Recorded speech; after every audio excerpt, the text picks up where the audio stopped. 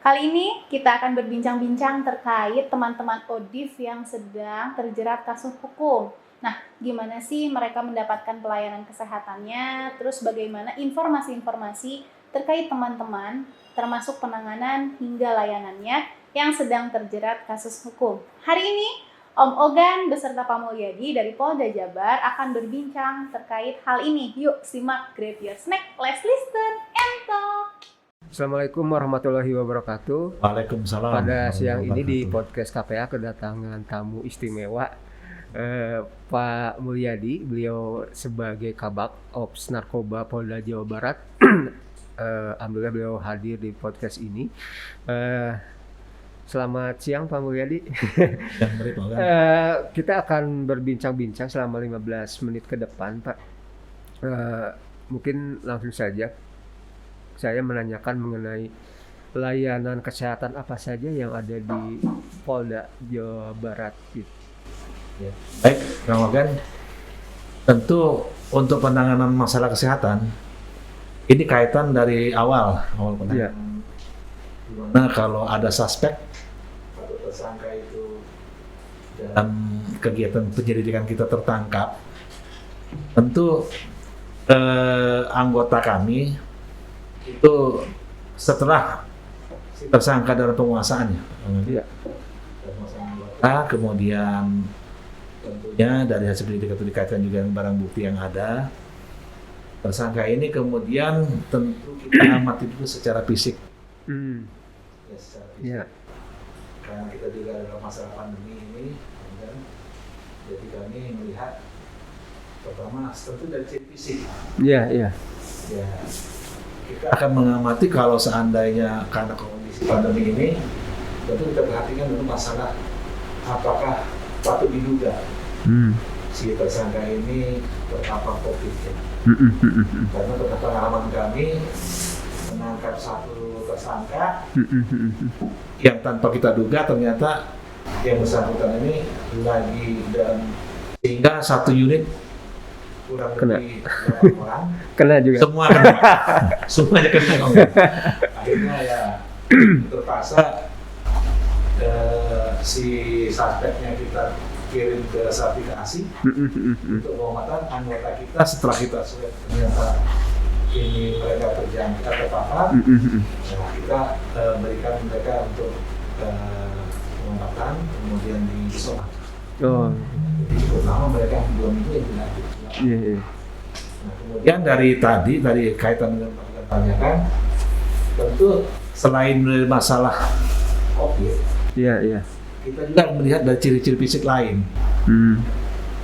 Apakah yang bersangkutan mungkin kalau kita ketahui bisa ya seperti atau kelihatan fisiknya mungkin batuk-batuk, atau mungkin badannya juga menunjukkan ciri-ciri seperti orang HIV lah ya. Terjangkit HIV gitu. Nah, pada saat anggota pertama, standar kita itu menangkap seseorang, langkah pertama adalah membawa ke rumah sakit sertifikasi. Dicek kesehatan. Iya, dicek. Nah, di samping tadi ciri-ciri fisik, tentu pada saat di rumah sakit, dokter akan menanyakan kondisi si tersangka. Apakah tersangka punya penyakit bawaan atau penyakit-penyakit lain yang dapat menghambat aktivitas penyidikan. Nah, bila mana yang bersangkutan mungkin pada saat itu menjelaskan dia punya hepatitis, punya HIV. Nah, di situ perlakuannya juga tentu akan berbeda dengan tahanan yang sehat. Nah, ini jadi itulah standar kami pertama saat menangkap itu adalah membawa ke rumah sakit sertifikasi. Utamanya itu adalah untuk swab COVID. Yang kedua kita tes urin. Apakah yang bersangkutan ini positif mengandung narkotika dari tes urin.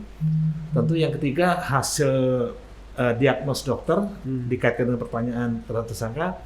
Apakah tersangka juga menderita penyakit lain? Ya itu yang akan nanti perlakuannya tentu berbeda dengan kondisi tahanan yang normal. Pak Mulyadi pernah nggak saat pemeriksaan kesehatan menemukan yang terpapar HIV? Memang ini kalau terus kasus yang terpapar HIV itu pernah ya, terjadi di mana seorang perempuan dalam kondisi hamil, kan? Kondisi hamil, dan juga yang bersangkutan hasil tadi yang dicek di rumah sakit dari keterangan yang bersangkutan maupun diagnos dokter bahwa yang bersangkutan positif HIV, ya akhirnya kita berikan dia pengobatan ke rumah sakit, iya. Tapi proses hukum berjalan ya. Iya. Berarti kerjasama dengan rumah sakit. Kita punya rumah sakit Sartikasi yang cukup lengkap ya. Termasuk pengobatan ARV juga. Iya, nanti kalau tindak lanjut daripada hasil rekomendasi dokter, apakah dia mungkin dirujuk ke rumah sakit lain seperti Asad Sadikin atau bagaimana? Nah itu nanti kelanjutan daripada proses itu. Nah, pada waktu itu juga ada kesulitan kita menempatkan yang bersangkutan di LP wanita. Karena LP wanita itu kalau dia HIV akan ditangani, boleh negatif. Kalau dia hamil, boleh. Tetapi kalau hamil dengan kondisi positif HIV itu agak berat mereka untuk menerima. Nah, sehingga kita mengambil suatu sikap untuk membantarkan penahanan. Artinya dia tidak ditahan, tetapi di rumah sakit untuk berobat. Gitu, Kang. Ya, berarti sudah dapat dikatakan bahwa Polda ini jejaring dengan layanan kesehatan sudah bagus ya. Saat misalkan nanti ada harus ada tindakan lanjutan, itu tinggal langsung dirujuk ke rumah sakit. Pak Mulyadi, saat pandemi ini, adakah penanganan yang berbeda terhadap kasus tahanan yang terkena COVID? Misalkan yang terkena COVID ada sel tersendiri ataupun misalkan ada penanganan tersendiri gitu. Ya. Tadi saya awal sudah ceritakan bahwa pernah anggota kita tangkap, ternyata tersangkanya itu memang positif COVID, yang akhirnya kan berdampak kepada yang menangkap. Nah, karena ini, tapi dua-duanya kan proses ini. Dua-duanya anggota, artinya dia laksanakan pengobatan terhadap yang tersangka juga kita obati. Iya. Karena di Sartikasi kan cukup lengkap, kan? Di sana ada ruang perawatan untuk tersangka. Betul. Begitu, Pak. Betul, bagus. Iya. Nah, berkenaan dengan yang HIV tadi, yang perempuan ya, kan pemantauannya juga kalau yang HIV ini perlu pemantauan juga, termasuk misalkan dia itu bukan hanya kondisi kesehatan, tapi minum obat ARV-nya, gitu ya Pak. Tadi Bapak katakan bahwa saat misalkan diketahui bahwa tahanan itu statusnya HIV, itu langsung dirujuk. Setelah ada diagnosa yang betul gitu ya. Nah ini kerjasama dengan untuk minum obatnya dengan siapa? Kalau yang bersangkutan ditahan, tentu obat ini akan dipegang oleh yang jaga tahanan. Oh iya. Dan yang jaga tahanan juga pasti sudah diberikan suatu pemahaman mengenai ketaatan tersangka itu untuk minum obat. Mengenai jamnya, kemudian berapa dosis yang harus dia makan. Karena tidak boleh si tahanan itu menyimpan obat tersendiri di dalam sel. Betul. Tapi disimpan dari yang jaga. Nah, kemudian kalau seandainya seperti tadi dia dibantarkan, artinya dia dirawat di rumah sakit, yaitu tanggung jawab rumah sakit kan untuk memberikan obat yang harus menjadi dikonsumsi oleh penderita HIV ini. Tapi tetap nanti yang si rumah sakit mengantarkan ke tahanan. Tidak, kalau dia dibantarkan itu tidak ditahan.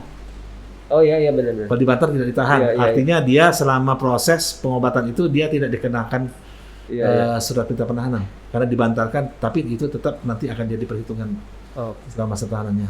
Iya. Jadi tetap ada diperhatikan ya kesehatan si pasien. Kalau menurut saya ini sudah sangat bagus apa yang dilakukan Polda terhadap tahanan yang mempunyai masalah kesehatan gitu ya. Tinggal nanti kerjasamanya sudah bagus, ya.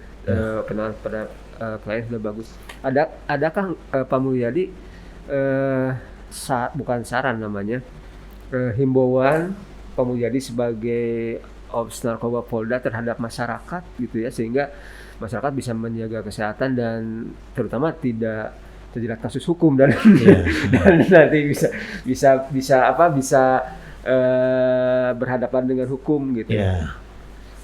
Ya, kalau kita melihat dari Inpres nomor 2 tahun 2020 mengenai P4GN, bahwa di situ diwajibkan seluruh kementerian dan lembaga untuk berperan aktif ya dalam penanggulangan narkotika. Nah, kalau sudah bicara instruksi presiden, berarti semua lembaga ya itu wajib untuk berperan serta dalam P4GN ini, dalam fungsi kelembagaan itu sendiri. Nah, jadi saran kami ya, karena kami juga walaupun polisi narkotik yang ada di Polda ini murni ya, murni kita represif, artinya tidak ada struktur yang membidangi masalah pencegahan dan pemberdayaan masyarakat seperti BNN. Namun kami juga secara fungsi melaksanakan kegiatan itu ya. Kita mengadakan himbauan-himbauan dengan pemasangan spanduk, pemasangan spanduk di berbagai wilayah. Karena kemarin kita penyuluhan itu tidak ada tatap muka, jadi kita rubah dalam pemasangan spanduk. Kemudian ya tentu kecenderungan dari pelaku narkotika ini semakin hari semakin bertambah. Untuk di Polda sendiri sedang jajaran Kang Ogan, untuk setiap hari itu hampir 800 ya jumlah orang-orang yang bermasalah dengan narkotika. Kasus 800? Iya, hampir 800-an ya. Jadi seluruh Jawa Barat ya. Jawa Barat ya. Dari 22 Polres dengan 1 Direktorat Narkoba. Jadi itu hampir 800-an tahanan khusus narkoba ya. Nah, artinya narkoba ini kan tidak melihat profesi, tidak melihat status sosial. Siapapun akan terkena penyalahgunaan ini apabila tidak punya suatu sikap yang membentengi dirinya. Karena kita juga perlu ketahui bahwa untuk seseorang yang dapat dilakukan pengawasan itu mungkin dalam keluarga, dalam lingkungan sekolah, kemudian dalam lingkungan pergaulan. Nah, kalau misalnya dari suatu keluarga itu acuh, ya, di mana ada suatu anak mungkin keluarga bagian dari anggota keluarga itu di luar kebiasaan, misalnya cenderung dia mengurung diri. Nah, ini harus segera diambil langkah-langkah ya, harus diamati, diajak diskusi, atau memang kalau yang bersangkutan memang diketahui menyalahgunakan narkotika, kan ada IPWL, instalasi institusi penerima wajib lapor ya, bisa melaporkan untuk diadakan rehabilitasi kan. Dapat juga melapor kepada BNN Kota Kabupaten ataupun kepada Satuan Reserse Narkoba Wilayah, sehingga bisa dilakukan upaya-upaya untuk rehabilitasi. Nah, ini jadi harapan kami dari pihak polisian dalam pencegahan itu adalah jangan sampai ada bagian keluarga kita, anggota masyarakat yang menyalahgunakan narkotika dalam bentuk apapun. Entah dia sebagai penyalahguna pemakai, sebagai kurir, sebagai bandar, atau sebagai pengedar ini, karena tentu sanksi hukum yang cukup tegas ya, yang dikedepankan. Nah, itu Kang Ogan, jadi harapan kami hindarilah masalah tidak ada orang hebat yang menggunakan narkoba itu. Setuju, Pak. Ya, terima kasih, sangat menarik sekali perbincangan dengan Pak Mulyadi. Beliau Kabag Ops Narkoba. Tadi betul apa yang dikatakan Pak Mulyadi bahwa peran keluarga sangat penting untuk membentengi keluarga anak ini untuk salah satunya terjerumus korban narkoba. Tadi juga Pak Mulyadi mengatakan bahwa layanan kesehatan di Polda sudah sangat baik, di mana kerjasama dengan rumah sakit dan yang lainnya sudah terjalin. Tadi dikatakan contoh saat misalkan penangkapan, Polda sudah terlebih dahulu memeriksa kesehatannya, gitu ya, untuk apakah dia itu punya penyakit sejenis penyakit yang nanti mungkin penanganannya akan bisa disegerakan tanpa mengindahkan tetap untuk hukum itu tetap berjalan. Boleh saya nambahin? Oh, boleh. Silakan. Jadi Kang Ogan, tadi Pak Ogan menanyakan bagaimana kita dari Polda mengenai pencegahan masalah narkoba. Iya. Kebetulan kami beberapa waktu yang lalu, kan, Pak Direktur saya, Direktur Reserse Narkoba Polda Jabar, Kombes Pol Rudi Ahmad Sudrajat SIK MH, sedang melaksanakan suatu kegiatan proyek perubahan yang kaitannya. Dalam kaitan dia, komandan saya ini lagi melaksanakan PKN 1, Pendidikan Kepemimpinan Nasional tingkat 1 di LAN RI, di mana kami melalui inisiasi dari Bapak Direktur, kami sudah membuat suatu program kerjasama tindak lanjut MOU antara Kapolri dan Menteri Pendidikan Nasional, Mendiknas, untuk memasukkan kurikulum pencegahan narkoba ini di sekolah-sekolah SLTA. Nah, kami sudah melaksanakan bulan Oktober kemarin pelatihan, tanggal 25 Oktober pelatihan terhadap guru-guru sebanyak 50 orang. Itu di Jawa Barat, Pak?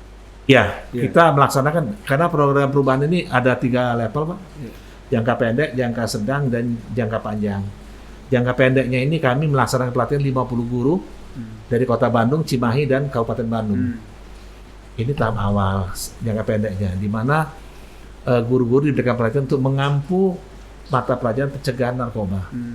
Di mana diharapkan ke depan, karena kami juga sudah sharing dengan kepala sekolah, selama ini sekolah itu hanya diberikan penyuluhan selintas pada saat siswa masuk sekolah saja, gitu. Mereka tidak berkesinambungan, sehingga banyak anak-anak usia sekolah itu terjerumus dalam pergaulan bebas, penyalahgunaan narkotika karena mereka tidak paham. Nah, atas kejadian itu, pimpinan saya Pak Rudi mengambil suatu inisiasi untuk mencoba memasukkan pelajaran pencegahan narkoba itu di siswa SLTA, khususnya di kelas 10, Kang Ogan. Kelas 10 itu kelas 1 SMA yang baru masuk. Nah, kemudian jangka sedang kita akan menggarap itu ke seluruh Jawa Barat. Jadi seluruh kota kabupaten di Jawa Barat mudah-mudahan nanti ke depan akan diadakan pelatihan guru-guru, dan kami membuat modul modul pelajaran untuk pencegahannya itu. Kemudian untuk jangka panjang, tidak lanjut MOU Kapolri dengan Mendiknas ini, mudah-mudahan program ini bisa nyambung ke tingkat nasional. Sehingga semua siswa SLTA yang kelas 10 itu diberikan pemahaman. Supaya mereka tidak terjerumus dalam penyalahgunaan narkotika. Karena kebanyakan mereka itu kan terjerumus karena tidak tahu. Tidak tahu dari segi kesehatannya, tidak tahu dari segi hukumnya. Nah, sehingga mereka terjerumus. Nah, itu Kang. Jadi mudah-mudahan program ini oleh pemerintah disambut baik, yang dimulai dari Jawa Barat, mudah-mudahan ini bisa ke seluruh provinsi di Indonesia. Itu mungkin tambahan kami sebagai bagian dari pencegahan ini, teman. Terima kasih. Ini informasi yang sangat berharga sekali, Pak Mulyadi, di mana nanti adik-adik kita yang usia SMA gitu ini sudah mengetahui ilmunya, sehingga mereka tidak terjerumus, karena usia-usia rawan kan di masa SMA gitu, kelas 1 kelas 2. Itu mungkin nanti masuk kurikulum tahun berapa? Tahun depan? Diharapkan karena ini bertahap.